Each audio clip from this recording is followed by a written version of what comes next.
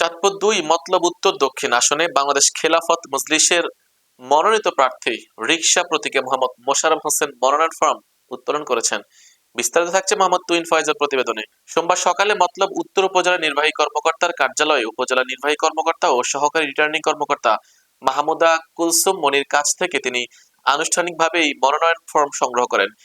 এই সময় উপস্থিত ছিলেন মতলব উত্তর উপজেলা শাখার সভাপতি মাওলানা শফিউদ্দিন, সেক্রেটারি মোহাম্মদ শাহাদাত হোসেন, সহ সেক্রেটারি মাওলানা ইব্রাহিম, সাংগঠনিক সম্পাদক মোহাম্মদ মুফতি জাহিদুল ইসলাম সহ সাংগঠনিক সম্পাদক মোহাম্মদ আমানতুল্লাহ রানা।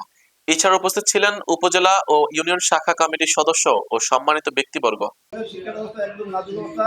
আমাদের সন্তানরা আজকে স্কুল কলেজ বাদ দিয়ে আপনারা জানেন যে বিভিন্ন অপকর্মে জড়িত হয়ে যাচ্ছে। আমার প্রধান লক্ষ্য থাকবে এই পরিবেশ থেকে তাদেরকে কিভাবে আমাদের শিক্ষার পরিবেশে তাদেরকে ফিরিয়ে নিয়ে যেতে পারি, এই লক্ষ্যে আমাদের প্রধান কাজ করতে হবে। তারপর আপনারা জানেন যে আমাদের মতলবের এই বালুর সমস্যা, এটা নিয়ে বহুত খুন খারাপি অনেক কিছু হয়েছে, নদী ভাঙন।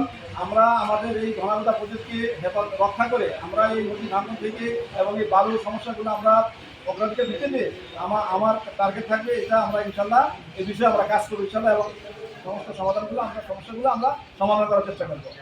তারপরে দেখেন আমরা আমাদের সন্তানগুলো সব আজকে মাদকের সাথে জড়িত, ইয়াবার সাথে জড়িত, বিভিন্ন ড্রাগসের অ্যাডিক্টেড হয়ে গেছে। এগুলো থেকে আমাদেরকে আসলে পরিত্রাণ পাওয়ার জন্য আমাদের